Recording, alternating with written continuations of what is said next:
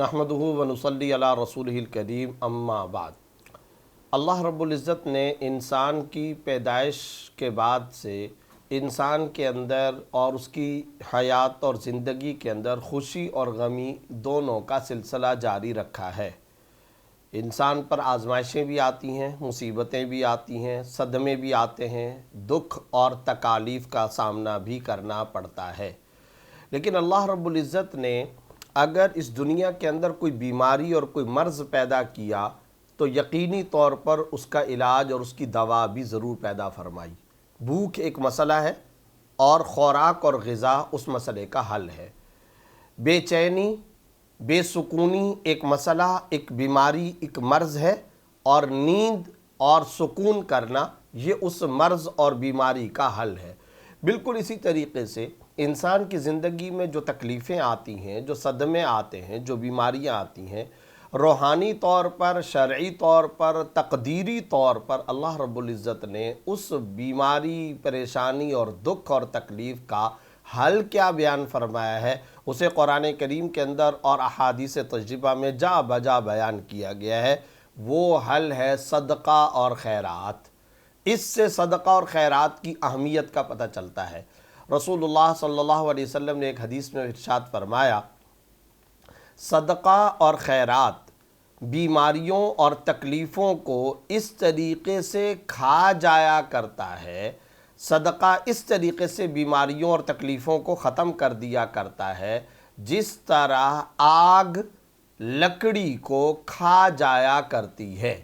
آگ انسان جلائے، اس میں ایندھن کے طور پر اگر لکڑی کو ڈالے تو کچھ ہی دیر کے بعد وہ لکڑی ختم ہو جائے گی۔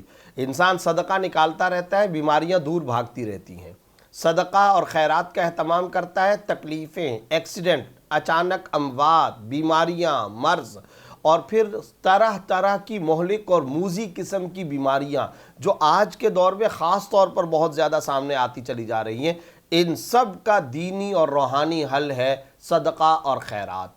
اور یاد رکھیے، یہ صرف اس وجہ سے نہیں کرنا چاہیے کہ اس سے ہماری بیماریاں ختم ہو جائیں، بلکہ یہ صدقہ اور خیرات بذات خود عظیم الشان اور جلیل القدر عبادت ہے، اللہ رب العزت کی رضا کا ذریعہ ہے، رزق میں وسعت کا ذریعہ ہے، انسان کو ہر دل عزیز بنانے کا یہ نسخہ ہے، انسان کی عمر کے اندر اضافے کا یہ ذریعہ ہے، انسان کے رزق اور مال میں کشادگی کا یہ ذریعہ ہے۔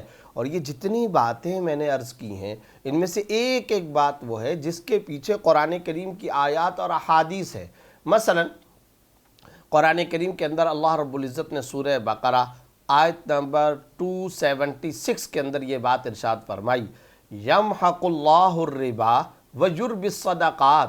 اللہ رب العزت ارشاد فرما رہے ہیں کہ اللہ تعالیٰ سود کو مٹاتا ہے، مٹا کے رہے گا۔ اللہ تعالیٰ سود کو اللہ مٹائے گا۔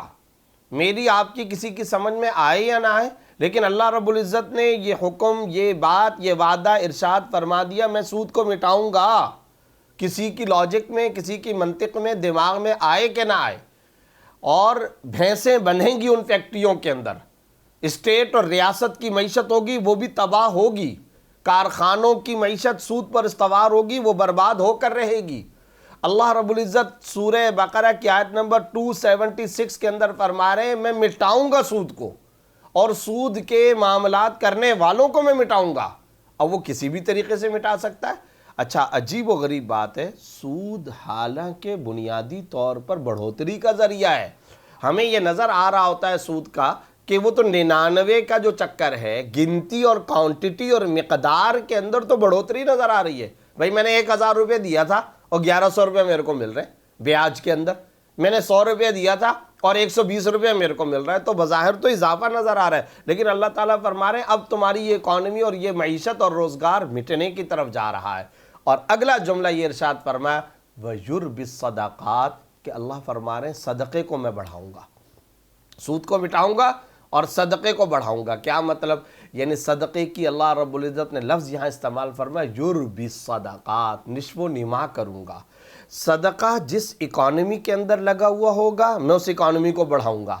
تنخواہ کے اندر تم صدقے کا کچھ حصہ ڈال لو گے تو اب میں یہ کام کروں گا کہ اس تنخواہ میں برکت دے دوں گا، تمہاری ملازمت کی آمدنی میں برکت دے دوں گا، تمہارے روزگار، معیشت، کاروبار اور آمدنی اور پروفٹ کے اندر اگر تم نے اللہ کا حصہ یعنی اللہ رب العزت کا حصہ رکھنے کا مطلب یہ ہے کہ خدا کی مخلوق پر خرچ کرنے کے لیے، دکھی انسانیت پر خرچ کرنے کے لیے، خدا کی راہ میں خرچ کرنے کے لیے اگر تم نے رزق کا کچھ حصہ رکھا ہے صدقہ اور خیرات کی شکل میں، تو اللہ فرماتے ہیں میں اس مال کی نشو و نما کروں گا، یربی الصدقات، میں اس کو بڑھاؤں گا، لہٰذا یہ بڑھ کے رہے گا۔ وہ چاہے ظاہری طور پر میرے کو نظر آئے یا نہ آئے، لیکن خدا اس میں برکت ڈالے گا، خدا اس کے اندر وسعت اور طول و عرض پیدا کرے گا، کشادگی پیدا کرے گا، ایسا آدمی مالی فراوانی کی دولت سے سرفراز ہو کے رہے گا۔ یہ کسی مولوی صاحب، مفتی صاحب کا وعدہ، فتویٰ، قول، حکم نہیں ہے، یہ اللہ کا قرآن ہے۔ اور جہاں بجا سورہ بقرہ میں اللہ رب العزت صدقہ و خیرات کی اس اہمیت اور فضیلت کو بیان فرما رہے ہیں، اور اندازہ لگائیے 245 کے اندر سورہ بقرہ کے اندر اللہ رب العزت نے ایک عجیب لفظ استعمال فرمایا اور بڑا حیران کن ہے، اور ہم سب کو اس طرف متوجہ ہونا چاہیے صدقہ اور خیرات کی اہمیت کو بیان کرنے کے لیے۔ کیا من یقرض اللہ قرضا حسنا فیضاعفہ لہ اضعافا کثیرہ، میں اللہ ہوں، مجھ اللہ کو تم میں سے کون قرضہ دے گا؟ میں قرضہ مانگتا ہوں تم سے، اللہ کو کون قرضہ دے گا؟ تاکہ اللہ رب العزت اس قرضے کو بڑھا چڑھا کر کئی گنا اور زیادہ اضافہ کر کے بڑھا چڑھا کر کے تمہیں لوٹ آئے۔ اب ذرا اندازہ کیجئے، مال دیا ہوا ہی تو اللہ کا ہوتا ہے، رزق کون دیتا ہے؟ بحیثیت مسلمان ہمارا عقیدہ اور نظریہ کیا ہے؟ ان اللہ هو الرزاق ذو القوۃ المتین، بے شک اللہ رزاق ہے۔ رازق کون ہے؟ اللہ۔ رزق کون دیتا ہے؟ اللہ تعالیٰ۔ مالک و خالق کون ہے؟ اللہ تعالیٰ۔ ہم مرزوق، وہ رازق ہے، ہم مخلوق، وہ خالق ہے، ہم عابدین، وہ معبود ہے، ہم مملوک، وہ مالک ہے۔ تو اللہ رب العزت رزق دینے والے ہیں، اس کے باوجود اللہ تعالیٰ انسانوں کو فرما رہے ہیں بتاؤ تم میں سے کون اللہ کو قرضہ دے گا، یعنی اللہ کی راہ میں کون خرچہ کرے گا؟ اور یہ کیوں؟ تاکہ اللہ تعالیٰ تمہارے رزق میں اضافہ فرمائے۔ اور پھر اگر کوئی شخص یہ کام کر لیتا ہے تو اب پھر اجر کتنا ملے گا، اس کی فضیلت کیا ہے؟ مثل الذین ينفقون اموالهم فی سبیل اللہ کمثل حبۃ انبتت سبع سنابل فی کل سنبلۃ مئۃ حبہ، اور آخر میں فرمایا واللہ یضاعف من یشاء۔ کیا عجیب بات ارشاد فرمائی، اور مثال عطا فرما رہے ہیں، یہ ایسا ہے جیسا کہ کوئی 1 روپیہ، کوئی 1 درہم، 1 دینار، کوئی 1 پائی پیسہ خرچ کرتا ہے، گویا اس نے زمین کے اندر بیج ڈال دیا ہے، اور پھر اللہ رب العزت فرماتے ہیں کہ اس بیج کے ذریعے سے پودا کونپل نکلتی ہے، پھر وہ درخت بنتا ہے، پھر اس کی لڑیاں ہوتی ہیں، اور ان ٹہنیوں کے اندر پھر اللہ تعالیٰ وہ دانے، پھر وہ 7، پھر وہ 700، پھر فرمایا اللہ جس کے لیے چاہتا ہے اور کئی گنا بڑھاتا چلا جاتا ہے۔ تو آپ نے دیکھا کہ 1 روپیہ صدقہ کرنے پر اللہ تعالیٰ 700 روپیہ صدقہ کرنے کا اجر و ثواب عطا فرما رہا ہے۔ تو رزق میں کشادگی کا ذریعہ ہے، مال میں فراوانی کا ذریعہ ہے، اور آگے چلیے حدیث ترمذی ہے، آپ صلی اللہ علیہ وسلم نے ارشاد فرمایا جو آدمی یہ چاہتا ہو کہ اس کی عمر میں اضافہ ہو جائے، من احب ان یبسط له فی رزقہ، جو یہ چاہے کہ اس کے رزق میں کشادگی ہو جائے، ایک تو فرمایا اس کا نسخہ یہ ہے کہ صلہ رحمی کرے، رشتے ناتے جوڑے، رشتے توڑے نہیں۔ یہ جو ہم بات بات پر ہم نے بات بند کر دی، ہمارا تعلق ختم ہو گیا، ہم کٹ آف ہو چکے، ہم بائیکاٹ کر چکے خاندان کے اندر، بالکل نہیں کرنا چاہیے۔ یہ رزق کی تنگی کا ذریعہ ہے۔ آج بے شمار لوگ ہیں وہ اکثر جا کر کے مولوی صاحب، مفتی صاحب، مولانا صاحب کے پاس جا کر کے، عاملین کے پاس جا کر کے یہ تعویذ لے رہے ہوتے ہیں، یا کہتے ہیں ہمیں کوئی وظیفہ بتا دو تاکہ ہماری فیکٹری چل جائے، مندہ ختم ہو جائے، کاروبار چل جائے، پیسے آ جائیں، تنخواہ زیادہ ہو جائے، مال زیادہ ہو جائے، پروموشن ہو جائے۔ یہ سب کچھ کرنے کے لیے وظیفے کر رہے ہیں، عملیات کی طرف جا رہے ہیں، لیکن خدا نے قرآن میں جو بات فرما رکھی ہے وہ نہیں ہم کرنے والے، اور جو احادیث میں سرکار دو عالم صلی اللہ علیہ وسلم نے نسخے بیان فرما دیے اس کی طرف ہم متوجہ نہیں ہو رہے۔ اور وہ کیا نسخہ ہے؟ قرآن کا صدقہ کرو۔ اب یہاں ایک بات نوٹ کرنے کی ہے، جب یہ کہا جاتا ہے نا کہ صدقہ کرو، اور صدقہ کرنے کی یہ فضیلتیں ہیں، عمر میں اضافہ ہو جائے گا، تم ہر دل عزیز بن جاؤ گے، بیماریاں دور ہو جائیں گی، اور تمہارے رزق میں کشادگی ہو جائے گی، اللہ تمہارے مال میں برکت دے دے گا، اور تمہاری زندگی لمبی ہو جائے گی، طوالت عمر تم کو مل جائے گی، یہ سب کچھ جب بیان کیا جاتا ہے تو ہمارے بہت سارے لوگوں کے دماغوں کے اندر یہ بات آتی ہے کہ صدقہ اور خیرات تو وہ کرے گا جو سیٹھ ہوگا، جو مالدار ہوگا، جس کے پاس پیسہ ہوگا، وہ صدقہ و خیرات کرے۔ یہی شیطانی دھوکہ ہے، یہی بہت بڑا شیطانی دھوکہ ہے۔ اور آج میں عرض کرنا چاہوں گا اپنے ناظرین و سامعین کی خدمت میں کہ برائے کرم اپنے دماغوں سے اس شیطانی دھوکے کو نکال کر باہر پھینک دیجئے اور فلسفہ سمجھیے۔ اسلام میں پیسے اور کوانٹٹی کا اعتبار نہیں ہے کہ کوئی آدمی جو صدقہ اور خیرات کر رہا ہے وہ کتنے زیادہ پیسے کر رہا ہے، نہ، اس کا اعتبار نہیں ہے۔ اللہ کے ہاں دو چیزوں کا اعتبار ہے۔ پہلی چیز جس کا اعتبار اللہ رب العزت فرماتے ہیں وہ یہ کہ اللہ تعالیٰ دل کی نیت، خلوص و اخلاص دیکھتے ہیں۔